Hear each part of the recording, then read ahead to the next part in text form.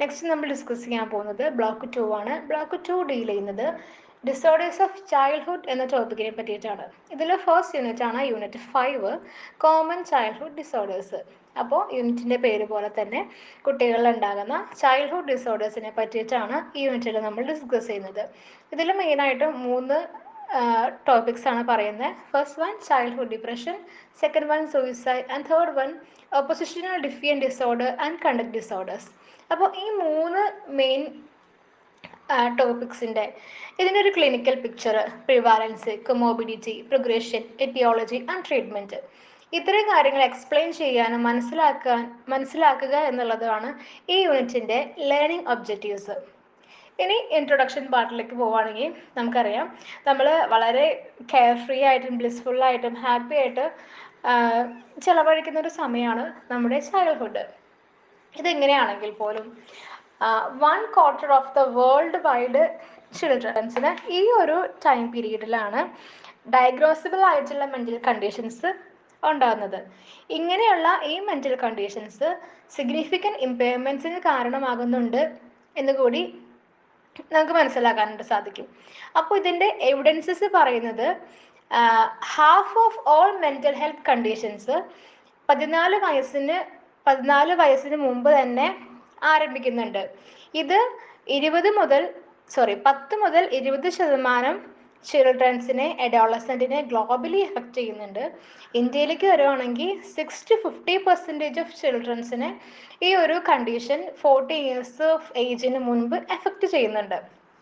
ഇനി എന്താണ് mental health disorder എന്നുള്ളതിൻ്റെ ഡെഫിനിഷൻ എന്ന് നോക്കാം. അപ്പോൾ ഇവിടെ പറയുന്നത് delays or disruptions in developing age, അതായത് ഡെവലപ്പ് ചെയ്യുന്ന ആ ഏജിൽ ഉണ്ടാകേണ്ട അപ്രോപ്രിയേറ്റ് ആയിട്ട് ഉണ്ടാകേണ്ട thinking, behaviours, social skills or regulation of emotion, ഈ കാര്യങ്ങളിൽ ഉണ്ടാകുന്ന തടസ്സം അല്ലെങ്കിൽ കാലതാമസം, അതിനെയാണ് മെൻ്റൽ ഹെൽത്ത് ഡിസോർഡേഴ്സ് എന്ന് പറയുന്നത്. അപ്പോൾ ഇത് ന്യൂറോ ഡെവലപ്മെൻറ്റൽ ആവാം, ഇമോഷണൽ ആവാം, ബിഹേവിയറൽ ഡിസോർഡേഴ്സ് ആവാം. ഇതെല്ലാം ഇതിൻ്റെ കൂട്ടത്തിൽ വരുന്ന കാര്യങ്ങളാണ്. അപ്പോൾ ഇത് ഇൻഡിവിജ്വൽസിനെ നല്ല രീതിയിൽ ഇമ്പാക്റ്റ് ചെയ്യുന്നുണ്ട്. അവർ ഫോർമേറ്റീവ് ഇയേഴ്സിലും അവർ സൈക്കോളജിക്കൽ ആയിട്ടുള്ള സോഷ്യൽ എഫക്ട്സ് ആയിട്ടുള്ള കാര്യങ്ങളൊക്കെ ഇത് നല്ല രീതിയിൽ ഇഫക്റ്റ് ചെയ്യുന്നുണ്ട്. അതുപോലെ ഇത് ഒരു ലൈഫ് ലോങ് കോൺസിക്വൻസസ് ഇത് മൂലം ഉണ്ടാകുന്നുണ്ട്. ലൈഫ് ലോങ് കോൺസിക്വൻസസ് എന്ന് പറയുമ്പോൾ ഡിസ്ക്രീറ്റ് ഹെൽത്ത് കണ്ടീഷൻസ് ഉണ്ടാവാം. അതായത് anxiety disorders, depression, attention deficient hyper activity disorders, autism, intellectual disability തുടങ്ങിയ കാര്യങ്ങൾ. അതുപോലെ ഏത് ഏജ് ഗ്രൂപ്പിലുള്ള ചിൽഡ്രൻസ് ആയാൽ പോലും ഇവർക്ക് ഉണ്ടാകുന്ന ഈ മെൻ്റൽ ഇൽനെസ് ഒരു സിംഗിൾ കോസ് ആയിരിക്കില്ല. അത് പല കാരണങ്ങൾ കൊണ്ട്, പല കാര്യങ്ങളുടെ കോമ്പിനേഷൻ കൊണ്ട് ഉണ്ടാകുന്നതായിരിക്കാം. ഈ കോമ്പിനേഷൻ എന്ന് പറയുമ്പോൾ സൈക്കോളജിക്കൽ ആവാം, ഡെവലപ്മെൻ്റൽ ആവാം, മെഡിക്കൽ അസസ്മെൻറ്റ് വഴിയുള്ളതുമായിരിക്കാം. അപ്പോൾ ഏതൊരു ഏജ് ഗ്രൂപ്പിലായാലും ഇവർക്ക് ഉണ്ടാകുന്ന ഈ മെൻ്റൽ ഇൽനെസ് ഐഡൻറ്റിഫൈ ചെയ്യാനായിട്ട് വളരെ ബുദ്ധിമുട്ടാണ്. കാരണം അവർ കാണിക്കുന്ന സിംറ്റംസ് നമ്മൾ ചിലപ്പോൾ മിസ് അണ്ടർസ്റ്റുഡ് ചെയ്യാനായിട്ട് കാരണമാകുന്നുണ്ട്. അതുപോലെ ചിലപ്പോൾ അത് നമ്മൾ വളർന്നു വരുമ്പോഴുണ്ടാകുന്ന ചേഞ്ചസ് ആണെന്ന് തെറ്റിദ്ധരിക്കപ്പെട്ടേക്കാം. അതുപോലെ തന്നെ ഓരോ ചിൽഡ്രൻസിൻ്റെയും ഉണ്ടാകുന്ന സിംറ്റംസ് വേറെ രീതിയിലായിരിക്കും. പക്ഷെ അവർക്കത് എങ്ങനെ വോക്കലൈസ് ചെയ്യണം, എങ്ങനെ എക്സ്പ്ലെയിൻ ചെയ്യണമെന്നോ, അവർക്ക് എന്താണ് ഫീൽ ചെയ്യുന്നത്, അവരെന്തുകൊണ്ടാണ് ഈ ഒരു രീതിയിൽ പെരുമാറുന്നത് എന്നുള്ളത് പറഞ്ഞ് മനസ്സിലാക്കി തരാൻ അവരെ കൊണ്ട് പറ്റില്ല. അതുപോലെ തന്നെ പാരൻസിൻ്റെ ഒരു നെഗ്ലിജൻസ് ഉണ്ടല്ലോ, ഒരു പ്രൊഫഷണൽ ഹെൽപ്പ് സീക്ക് ചെയ്യാനായിട്ട് ഒരു വിമുഖത ഇവർ കാണിക്കുന്നുണ്ട്. അപ്പം അതും ഈ ഒരു പ്രോസസ്സ് തടസ്സപ്പെടുത്താനായിട്ട്, അതായത് ഇവരുടെ ഈ സിംറ്റംസ് മനസ്സിലാക്കി ഇവർക്ക് മെൻ്റൽ ഇൽനെസ് ഉണ്ട് എന്നുള്ള കാര്യം മനസ്സിലാക്കാനായിട്ട് ഉള്ള സ്റ്റിഗ്മാസ് ആണ് ഈ പറഞ്ഞ കാര്യങ്ങളൊക്കെ. അതുപോലെ തന്നെ ഈ ചൈൽഡ്ഹുഡിൽ ഉണ്ടാകുന്ന ഈ ഡിസോർഡേഴ്സ് അവരെ ചൈൽഡ്ഹുഡിൽ മാത്രമല്ല, അവർ അഡൾട്ട് ലൈഫിലേക്ക് എത്തിക്കഴിയുമ്പോഴും അവിടെയും അവർക്ക് ഇതിൻ്റെ ഒരു ഇമ്പാക്റ്റ് ഉണ്ടാകുന്നുണ്ട്. അഡൾട്ട്ഹുഡിൽ ഉണ്ടാകുന്ന മോസ്റ്റ് മെൻ്റൽ പ്രോബ്ലംസും അവർക്ക് ചെറു പ്രായത്തിൽ ചൈൽഡ്ഹുഡിൽ തന്നെ കിട്ടിയിട്ടുള്ളതായിരിക്കും. അതിപ്പോൾ പേഴ്സണൽ ഡിസ്ട്രെസ് ആയിരിക്കാം, അല്ലെങ്കിൽ നെഗറ്റീവ് ഇൻഫ്ലുവൻസ് ഫാമിലിയിൽ നിന്നോ പിയർ ഗ്രൂപ്പിൽ നിന്നോ കിട്ടുന്ന നെഗറ്റീവ് ഇൻഫ്ലുവൻസസ് ആയിരിക്കാം. ഇതൊക്കെ ചൈൽഡ്ഹുഡിൽ കിട്ടിക്കഴിയുമ്പോൾ ഇത് വലുതായി കഴിഞ്ഞാലും അവരുടെ ആ ഒരു മെൻ്റൽ കണ്ടീഷൻസിനെ എഫക്റ്റ് ചെയ്യുന്നുണ്ട്. അതുപോലെ ഇങ്ങനെയുള്ള കുട്ടികൾക്ക് ഒരു കോംപ്രമൈസ്ഡ് ഡെവലപ്മെന്റ് ട്രാജക്ടറി ഉണ്ടാവും. അവരുടെ അക്കാഡമിക് അച്ചീവ്മെന്റ് ലോവർ ആയിരിക്കും, മറ്റുള്ള കുട്ടികളോട് അഗ്രസീവായിട്ട് ബിഹേവ് ചെയ്യും. അതുപോലെ തന്നെ അവരുടെ സെൽഫ് എസ്റ്റീം വളരെ ലോ ആയിരിക്കും. അതുപോലെ സോഷ്യലി നോക്കുവാണെങ്കിൽ ഒരു സോഷ്യൽ റിജക്ഷനും ഐസൊലേഷനും കാണിക്കുന്ന കുട്ടികളായിരിക്കും ഇങ്ങനെയുള്ള മെന്റൽ ഇൽനെസ് ഉള്ള കുട്ടികൾ. അപ്പോൾ ഇങ്ങനെയുള്ള പ്രശ്നങ്ങൾ അവരെ ബുദ്ധിമുട്ടിക്കുക മാത്രമല്ല, അവർ ഒരു സോഷ്യലി ഇൻട്രാക്ട് ചെയ്യാനായിട്ട്, അത് വീട്ടിലായാലും സ്കൂളിലായാലും ഏതൊരു സോഷ്യൽ സിറ്റുവേഷനിലായാലും അവിടെ അവർക്ക് ഫങ്ഷൻ ചെയ്യാനായിട്ട് അവരെ തടസ്സപ്പെടുത്തുകയും അല്ലെങ്കിൽ അങ്ങനത്തെ ഒരു എബിലിറ്റി ഇല്ലാതാക്കുകയും ചെയ്യുന്നുണ്ട്. ചില കേസസുകളിൽ ഈ ഡിസോർഡേഴ്സ് വളരെ ക്രോണിക് കോഴ്സായിട്ട് മാറുകയും ഹൈലി ഡിസേബിളിങ്ങും ആയിരിക്കുകയും പ്രീ മെച്യൂർ മോർട്ടാലിറ്റി ഉണ്ടാക്കുകയും ചെയ്യുന്നുണ്ട്. കൂടാതെ ഇങ്ങനെയുള്ള ഈ മെൻ്റൽ ഇൽനെസ്സസ് ഹെൽത്ത് കോൺസിക്വൻസസ് മാത്രമല്ല ഉണ്ടാക്കുന്നത്, അത് അവരുടെ സോഷ്യലായിട്ടും ഇക്കോണമിക്കായിട്ടുള്ള വെൽബീയിങ്, അത് ഇൻഡിവിജ്വൽസിലായാലും ഫാമിലീസിലായാലും സൊസൈറ്റിയിലായാലും ഉണ്ടാക്കുന്ന ഇമ്പാക്റ്റ് വളരെ വലുതാണ്. ഇതുപോലെ മെൻ്റൽ ഡിസോർഡേഴ്സ് ഉള്ള കുട്ടികൾക്ക് അഡൾട്ട്ഹുഡിൽ എത്തിക്കഴിയുമ്പോൾ നേരത്തെ പറഞ്ഞ പോലെ തന്നെ വളരെയധികം high risk of mental and physical health problems ഉണ്ടാകാനായിട്ട് കാരണമാകുന്നുണ്ട്. അത് അൺഎംപ്ലോയ്മെൻ്റ് ആവാം, അല്ലെങ്കിൽ ക്രിമിനൽ ആക്ടിവിറ്റീസിലുള്ള ഇൻവോൾവ്മെൻ്റ് ആവാം, അതുപോലെ subsequent contact with law enforcement agencies, increased need of medical and disability services and fewer stable placement in society at A large. അതായത് ഇങ്ങനെയുള്ള കാര്യങ്ങൾ, അവർക്ക് ജോലി ഉണ്ടാവില്ല, അതുപോലെ മെഡിക്കൽ സർവീസസ് ആവശ്യമായിട്ട് വരുന്നുണ്ട്, സൊസൈറ്റിയിൽ ഒരു സ്ഥാനം ഇല്ലാതായി തീരുക, ഇങ്ങനെയുള്ള പ്രശ്നങ്ങളൊക്കെയാണ് ഈ ചൈൽഡ്ഹുഡിൽ ഉണ്ടാകുന്ന ഈ മെൻ്റൽ ഇൽനെസ് മൂലം അഡൾട്ട്ഹുഡിൽ എത്തിക്കഴിയുമ്പോൾ ഈ കുട്ടികൾ നേരിടേണ്ടി വരുന്ന കോൺസിക്വൻസസ്. അപ്പോൾ ഇങ്ങനെയുള്ള childhood mental and developmental disorders വളരെയധികം ചാലഞ്ചിങ് ആയിട്ട് എമേർജ് ചെയ്തു വരുന്ന കാര്യമാണ് ഗ്ലോബലി ആയാൽ പോലും. പക്ഷേ ഇങ്ങനെയുള്ള കാര്യങ്ങൾ വളർന്നു വരികയും ഇത് അണ്ടർ എസ്റ്റിമേറ്റ് ചെയ്യപ്പെടുകയും ചെയ്യുന്നുണ്ട്. എന്നിരുന്നാൽ പോലും ഇത് പ്രിവെൻറ്റ് ചെയ്യാനും ഇഫക്റ്റീവ്ലി ട്രീറ്റ് ചെയ്യാനും സാധിക്കുന്ന കാര്യമാണ്.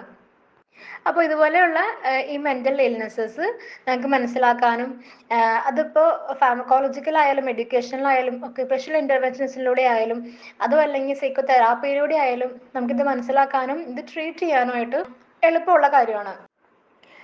നെക്സ്റ്റ് ടോപ്പിക്കാണ് 5.3 ചൈൽഡ്ഹുഡ് ഡിപ്രഷൻ.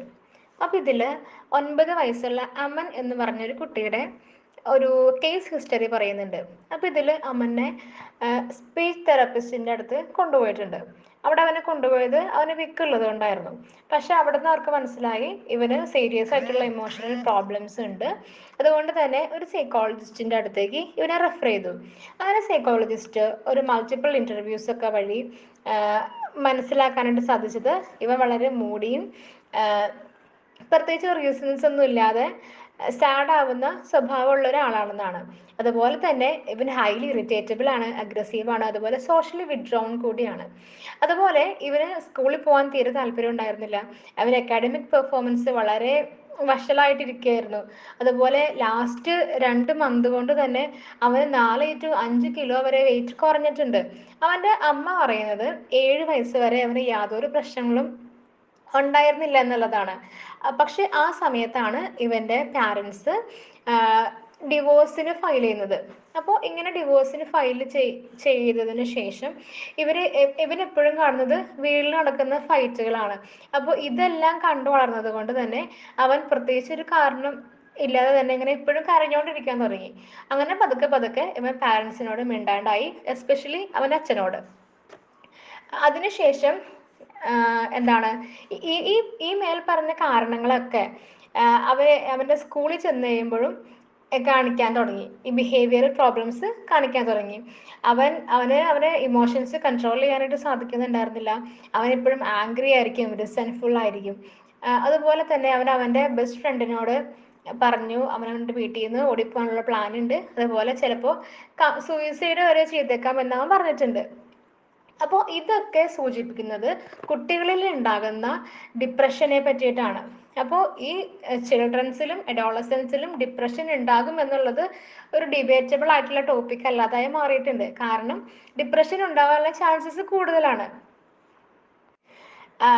അഡൽട്ടിലെ പോലെ തന്നെ കുട്ടികൾക്കും വേരിയസ് ഡിഗ്രീസ് ഓഫ് ഡിപ്രഷൻസ് ഉണ്ടാകുന്നുണ്ട്. അപ്പൊ ഇങ്ങനെയുള്ള ഈ ഡിപ്രഷൻസ് ഹൈ റിസ്ക് ഓഫ് സൂയിസൈഡിലേക്കും കൊണ്ടുവന്ന് എത്തിക്കുന്നുണ്ട്. ഇനി ഇതിൽ വരുന്ന ടോപ്പിക്കാണ് പ്രിവാലൻസ് ആൻഡ് പ്രോഗ്രഷൻ. അതായത് ഈ ഡിപ്രഷൻസിന്റെ പ്രാധാന്യം എന്താണ്, അത് എങ്ങനെയാണ് വളർന്നു വരുന്നത് എന്നുള്ളൊരു കാര്യമാണ് ഈ ടോപ്പിക്കിൽ ഡിസ്കസ് ചെയ്യാൻ പോകുന്നത്.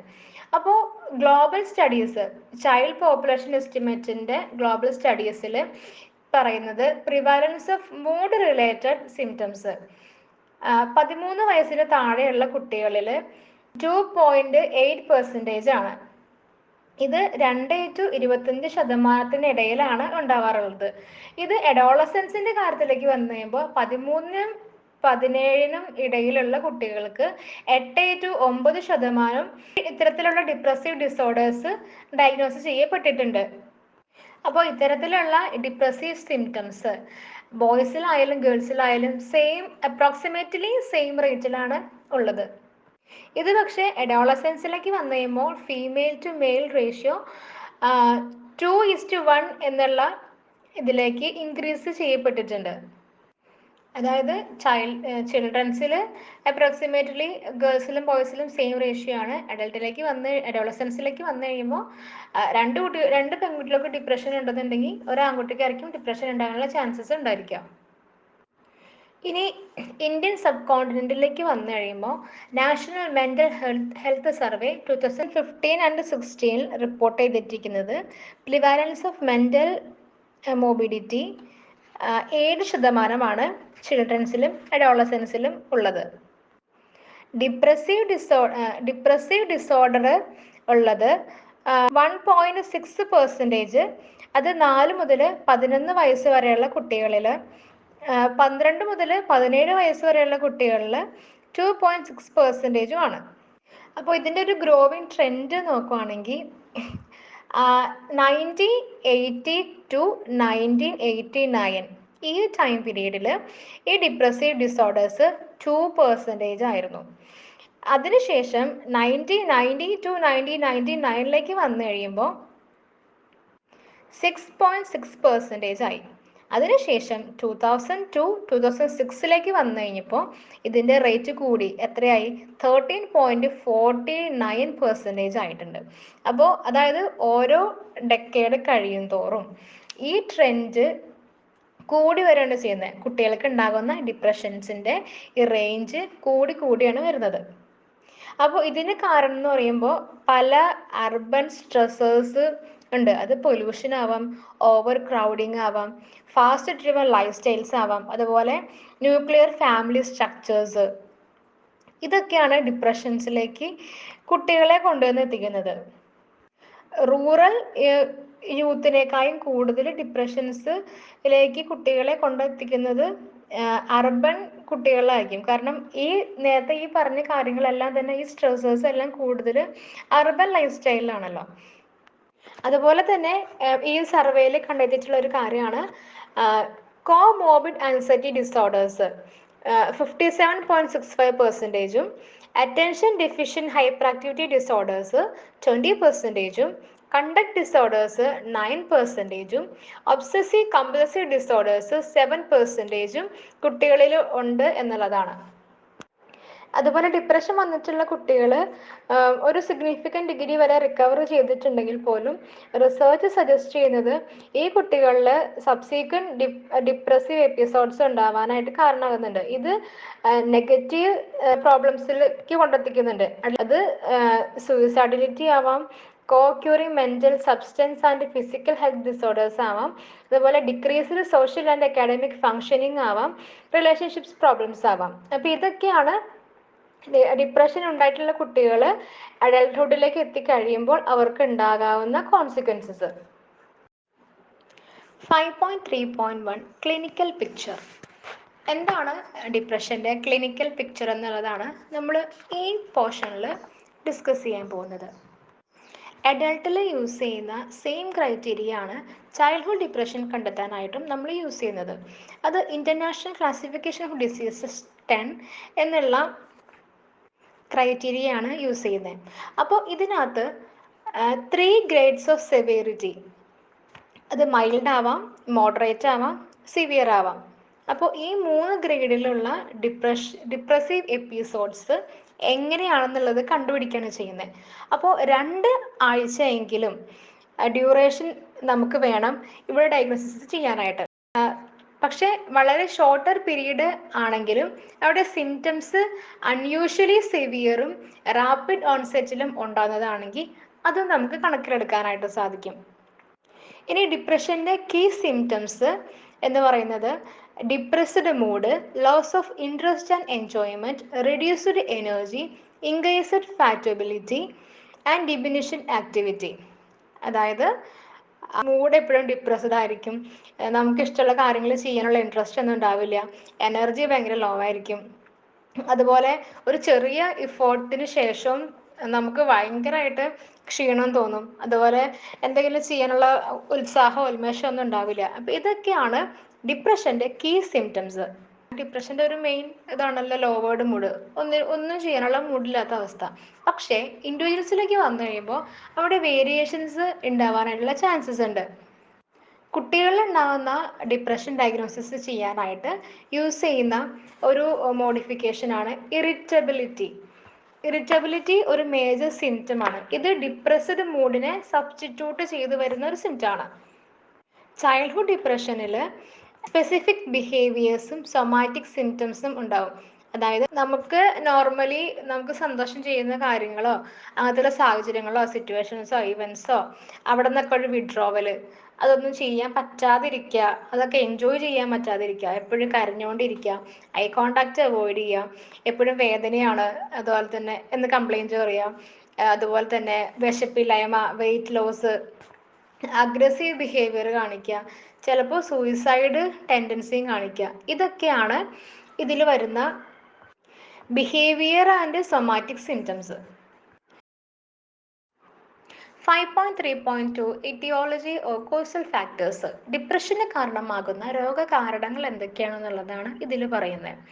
അപ്പോൾ ഡിപ്രഷൻ ഏതൊരു ഏജിലായാലും അവിടെ കുറേ കോംപ്ലക്സ് എത്തിയോളജീസ് ഉണ്ട്. അത് ബയോളജിക്കൽ ആവാം, സൈക്കോളജിക്കൽ ആവാം, സോഷ്യോ കൾച്ചറൽ ആവാം, ഇക്കോണമിക് ഫാക്ടേഴ്സ് ആവാം.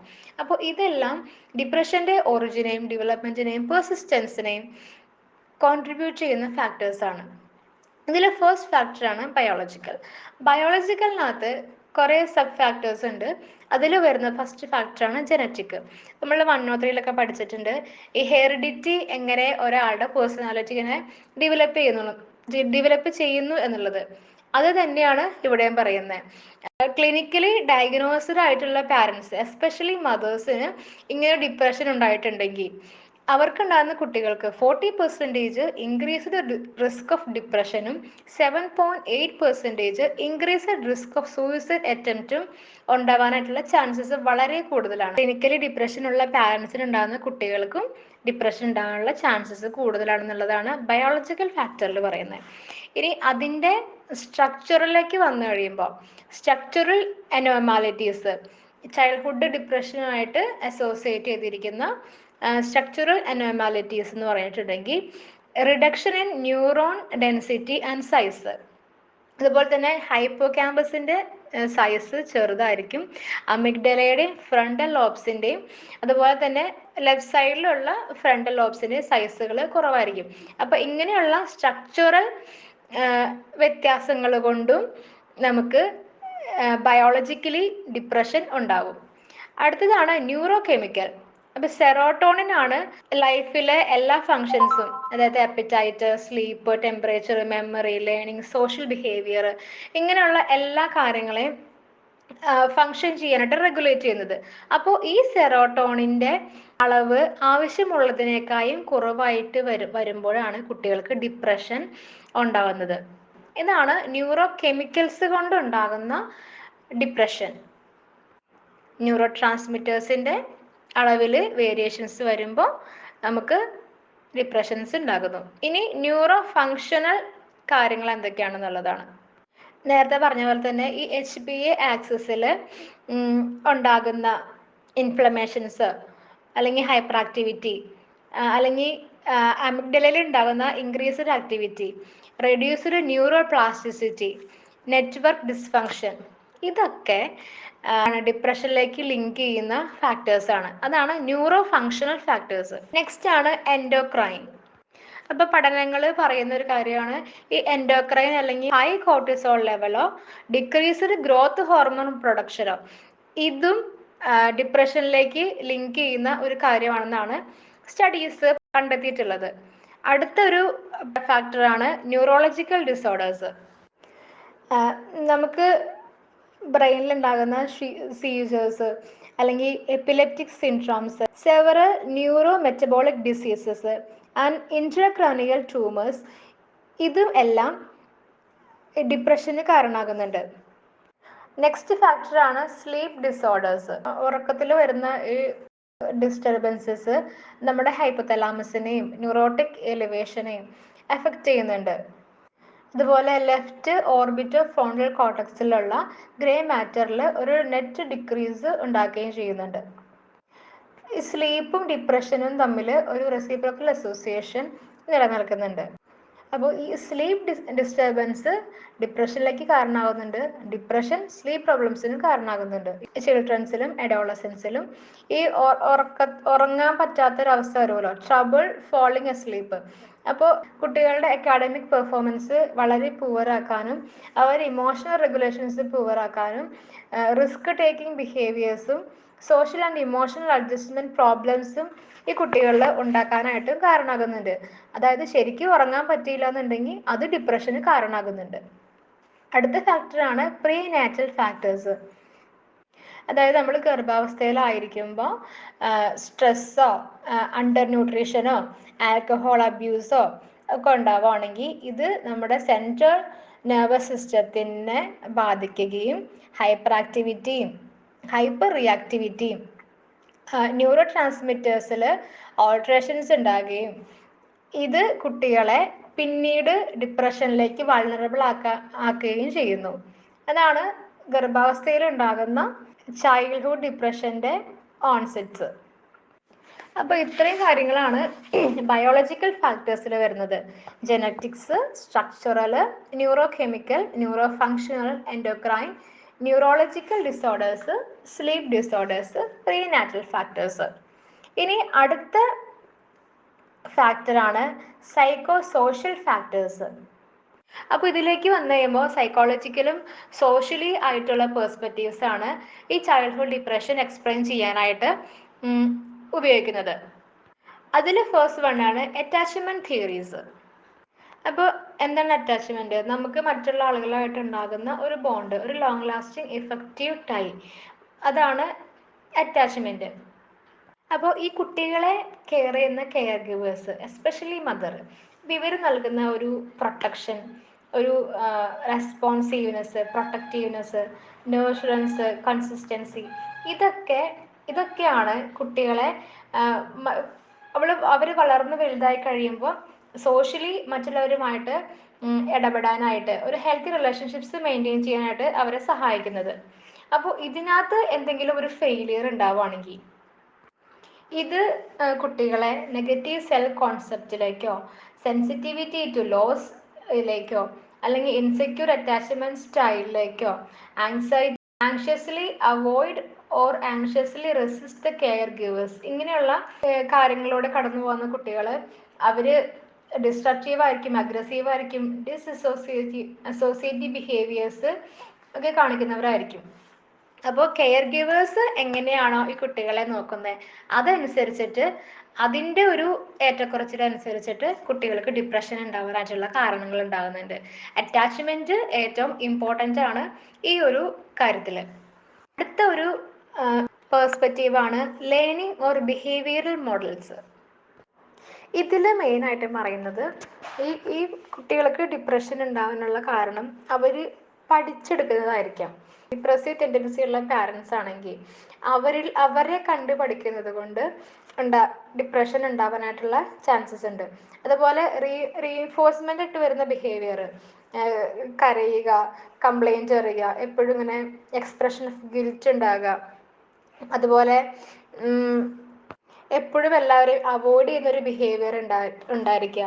അപ്പൊ ഇങ്ങനെയുള്ള പാരന്റിന്റെ ഒരു സപ്പോർട്ട്, പാരന്റൽ സപ്പോർട്ട് കുറവാകും തോറും ഇവർക്കുള്ള പോസിറ്റീവ് എഫിഷ്യൻസി, പോസിറ്റീവ് റീഫോഴ്സ്മെന്റ് കുറയുന്നോറും ഇവര് കൂടുതലും ഡിപ്രഷനിലേക്കാണ് പോകുന്നത്. പാരന്റ്സിന് കുട്ടികളെ ശ്രദ്ധിക്കാൻ നേരമില്ല, ഇവർക്ക് കൊടുക്കുന്ന ഒരു പോസിറ്റിവിറ്റി, ഒരു സപ്പോർട്ട്, കെയർ കാര്യങ്ങളൊക്കെ കുറയും തോറും അത് കണ്ട് ഇവർ പഠിക്കുന്നത് കൊണ്ട് തന്നെ ഇവർക്കും ആ ഒരു മോഡലിലേക്കായിരിക്കും, ആ ഒരു ബിഹേവിയറൽ മോഡൽ അവർ പഠിച്ചു വെച്ചിട്ട് ആ രീതിയിലായിരിക്കും അവരും വളർന്നു വരുന്നത്.